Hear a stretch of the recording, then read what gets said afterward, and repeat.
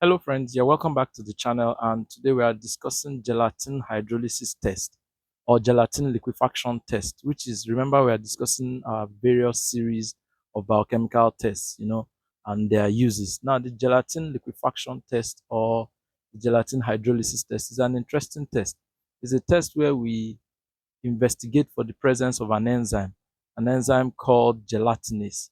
Now, many a times we have different microorganisms, different bacteria, especially that have different properties. And I said that many times the ability to identify them one from the other is based on their personal properties, the kinds of enzymes they have, and sometimes their ability to reduce or inability to reduce or use up certain kinds of sugars and different kinds of other energy sources. So for today, we are looking at the ability of the bacteria to either hydrolyze or its inability to hydrolyze a substance called gelatin. Now, gelatin is a proteinous substance which is used, it can be found in nature and is used up by many bacteria. Many bacteria are able to use up gelatin.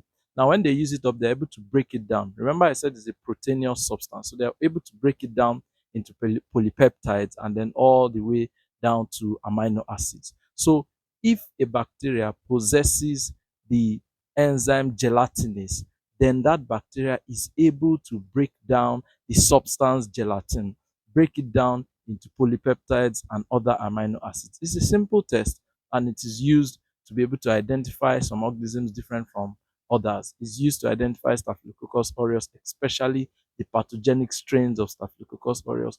Other species of bacteria like Klebsiella can also be used. We can also use this test to identify them. Now, it's important that we ask ourselves, okay, how do we run this test, and what are some of the things that we do to be able to run this test? Now, there's something called a nutrient gelatin, which is a type of media. Now, this nutrient gelatin is a type of media, and when we want to do the test, we use this media, nutrient gelatin. Now, what do? We prepare uh, this media in test tubes, in bottles. Now, the idea is this. Normally, gelatin, we know from the use of the word gel, we know that it's a semi-solid substance, but when you have it, it doesn't flow like liquid. Remember, I said it's semi-solid, it's not as hard as solids, but it is not liquid.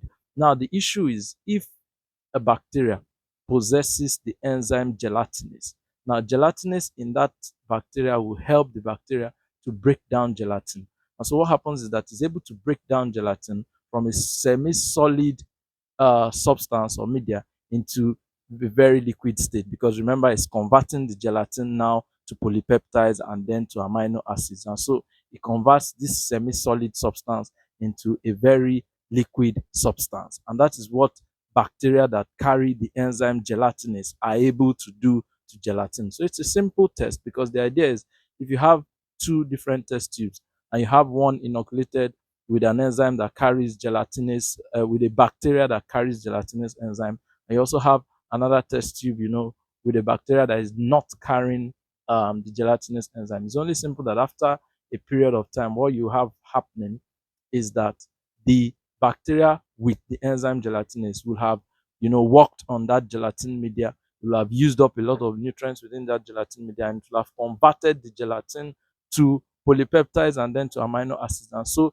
that medium would now, change into the liquid state. It will no longer be semi-solid and hard, but it will have changed into the liquid state, which you would see with your naked eyes. And that tells you that that bacteria is carrying the enzyme gelatinase. But if you have another test tube and over a period of time you notice that there's no noticeable change in the structure, texture of the media, then you realize that the bacteria in that media might be or is unable to break down gelatin. So this is a simple test that can be done, but usually it needs to be um, incubated for between 4 to 14 days. So it takes quite an amount of time to get the test done.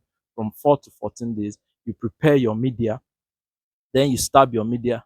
So that's your nutrient gelatin, that's your media. So you prepare the media, then you inoculate through stabbing with the organisms of interest, the bacteria of interest, and then you incubate. Now, another thing that should be learned or should be taken cognizance of is the fact that when you're incubating at temperatures between 22 and 25. Those temperatures must be below 28. Why is this? This is an important part of this test, and it is because at temperatures from 28 and above, gelatin by itself liquefies. It goes into the liquefied state. So if you are running that test at a temperature above 28, then you're already messing up the reactions, because the gelatin on its own, remember, it's proteinous substance. So you're already breaking down the bonds and it's already turning to liquid form, which is not as a result of the bacteria, but due to the increase in temperature. So you must remember this point, that when we incubate for 4 to 14 days, we must incubate at temperatures that are between 22 and 25. And also, we must remember that before we read the results of this test, even after you've incubated for 4 to 14 days, before you read the results of this test, we usually refrigerate our setup. So our test tubes, we refrigerate them. And why are we refrigerating them?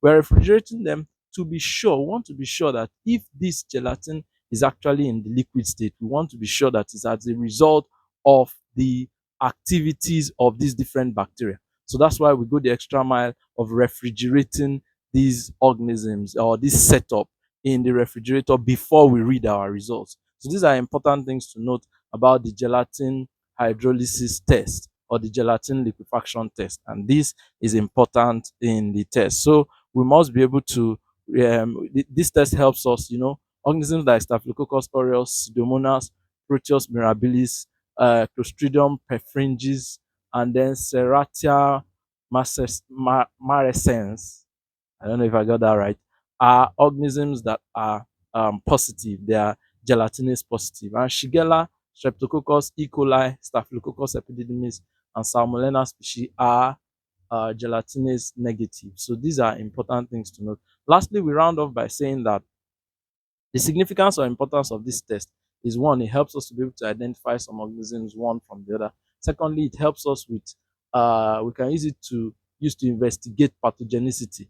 Many a times, pathogenicity has to do with if the organism is able to cause disease. Sometimes the ability to cause disease might be its ability to break down red blood cells, and that's when we do the hemolysis test.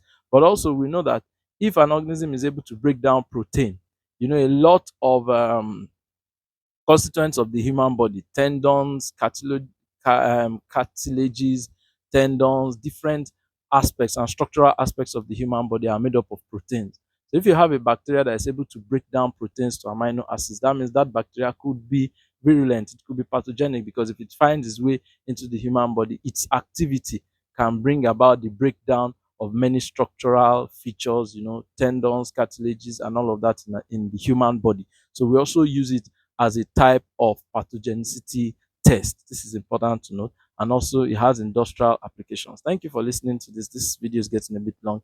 Remember to like and share this content. And remember to ask us questions. Ask us questions in the comment section so that we can know what direction to go. Science is so wide. We have so much to learn. Thank you for listening. Have a beautiful day.